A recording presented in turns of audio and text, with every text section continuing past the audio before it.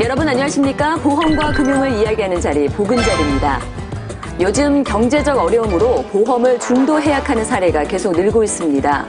이 중도 해약의 손해를 잘 알면서도 당장 생활비가 급하게 되면 보험료부터 줄이기 시작하는데요.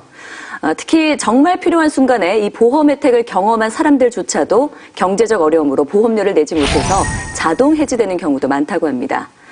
자, 그래서 오늘 보금자리에서는 보험 가입 후에 특정 질환으로 혜택을 받은 후 보험료를 내지 않아도 되는 방법에 대해서 알아보는 시간 마련했습니다. 보험료 내지 않고 보험 혜택 받을 수 있는 알짜 정보들 많이 공개될 예정이니까요. 끝까지 함께해 주시길 바랍니다.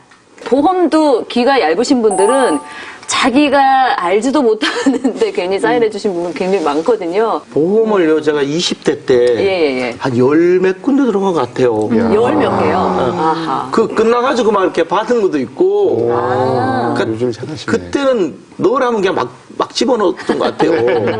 그러니까 뭐 6만 원, 뭐 5만 원, 네네네. 뭐 이렇게 몇만 원 이런 거 있잖아요. 예. 큰 금액, 가장 큰 금액을 넣어보신 거는 혹시? 한 20만 원 정도. 예. 그러니까 그래가지고 그걸 합해서 네. 한 150 정도는 되는 것 같아요. 전체적으로 봤을 때. 네네. 박상철 씨가 어떤 보험을 가지고 계신지 저희가 몇 개를 좀 부탁을 드렸어요. 그래서 지금 미리 증권을 받아봤거든요.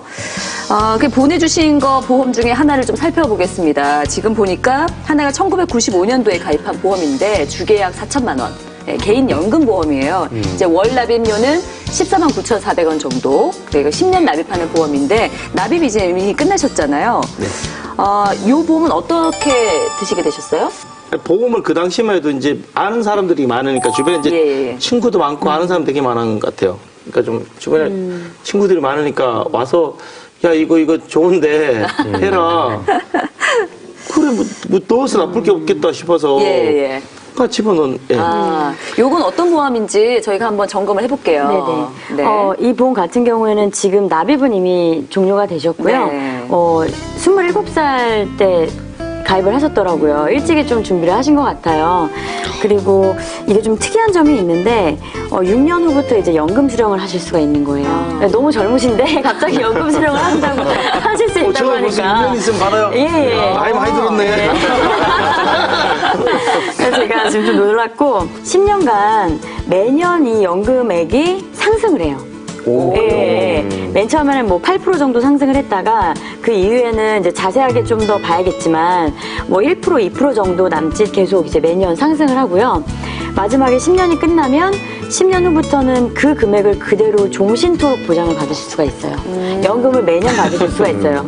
그런데 여기에서 끝나지가 않고 배우자님까지도 사망 시까지 보장을 받으실 수가 있어요. 이거 하나로요? 네네. 연금을 받으실 수가 있고 또 있습니다. 또 있어요?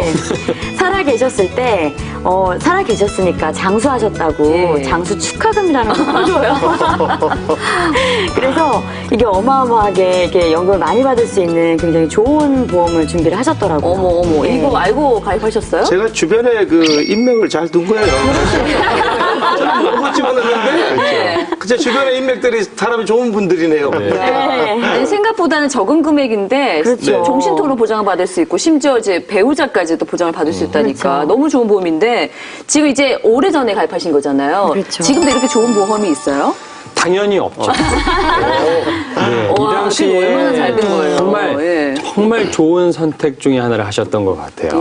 이게 지금 총 납입할 수 있는 원금, 그러니까 이제 실제 납입하신 금액이 2천만 원이 되지를 않습니다. 근데 총 받으시는 연금은 아마 오래 사시면 1억은 넘으실 거예요. 어머. 연금 개시 이후에 10년까지는 연금액이 조금씩 올라간다고 그랬잖아요. 11년째부터는 매년 이제 고정 금액을 받으시는데 그게 연 320만 원씩 되세요. 그러니까 어마어마한 금액이 되고 중간에 장수 축하금까지 나오면 또 플러스 정말 오래 사셔야 돼요. 거죠. 아시죠? 노래 끝까지 저희도 많이 들어야 되니까. 옛날에는 고금리였기 때문에 가능했어요. 그렇네요. 이게 95년도 상품이거든요. 맞아요. 그래서 지금 시점에는 벌써 이제 22년이 흘렀습니다. 박상철 씨께서 이제 요 연금을 모르고 하셨기 때문에 그 계속적으로 불입을 하셨을 거고, 만약에 이 당시에 은행으로 내가 눈을 돌렸다면 은행은 이것보다 더 많은 금리를 줬을 거예요, 분명히. 그렇죠, 그래서 그렇죠. 은행보다는 낮은 금리인데 내가 뭐 굳이 이렇게 계산을 했다면 이게 해지가 됐었을 가능성이 높아요. 이야. 근데 지금에 와서는 이 정도의 금액은 사실 상상도 할 수 없는, 만약에 투자 상품으로 따지면 투기 상품 정도에 해당되는 금리를 주는 거예요. 이 그 보험 외에도 지금 저축보험 하나 더 있으시더라고요. 이게 2013년에 지금 가입하신 보험인데 월 20만 원씩 12년 동안 납입을 하셔야 되고, 이제 보장 기간은 80세까지입니다. 이 저축보험 같은 경우에는 어떤 혜택이 좀 받을 수 있어요? 네, 우선 2013년도에 준비하신 저축보험은 아마 이 당시에는 아마 금리가 한 5% 정도는 되셨을 거라고 짐작을 하는데요. 근데 아쉬운 거는 이게 변동금리, 즉 공시이율 상품이기 때문에 전체적인 금리가 내려가게 되면은 이 상품도 같이 내려갑니다. 그래서 지금 현재는 한 2% 중반대 정도까지 내려간 상황이기 때문에 아마 그걸 따라서 내려갈 상황이 높은데, 근데 다행인 건요. 네. 이 상품이 또 예전 상품이기 때문에 최저 보증 이율이라는 게 있어요. 아무리 금리가 내려가도 우리 보험회사에서는 이 금리만큼은 지켜줄게라는 의미인데, 10년 미만은 3%까지 지켜드리고요. 10년 이후에는 2%까지 지켜드리기 때문에 지금 시중에 나와 있는 보험에 대한 그 저축보험보다는 금리가 더 높은 상황이고, 혜택은 지금 3%의 금리로 받고 계시는 상황입니다. 그래서 이것도 그 기존에 있는 연금에 비례하면은 많이 아쉽지만 그래도 현 시점에서는 나쁘지 않다라고 볼 수는 있죠. 제가 이제 그 보험 한 10개 이상 넣을 때 당시가 90년대 초반 맞는 다 대박이겠네요. 네.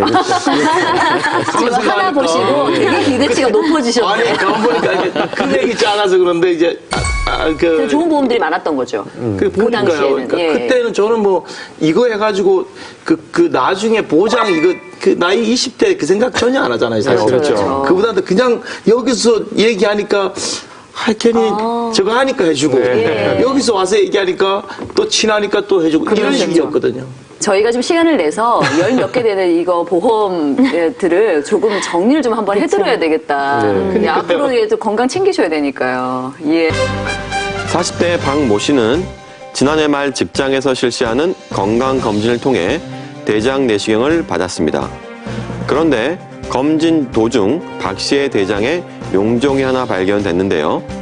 조직검사를 위해 그 자리에서 용종을 떼낸 박 씨는 다행히도 악성 종양이 아니라는 소식에 걱정을 한시름 놓았습니다. 그러던 중 회사 동료에게서 건강검진 중 용종을 떼어낸 경우에도 보험금을 받을 수 있다는 말을 듣게 되는데요. 과연 박 씨는 보험금을 받을 수 있을까요? 건강검진 중 대장에서 용종을 제거한 박 씨, 보험금을 받을 수 있습니다.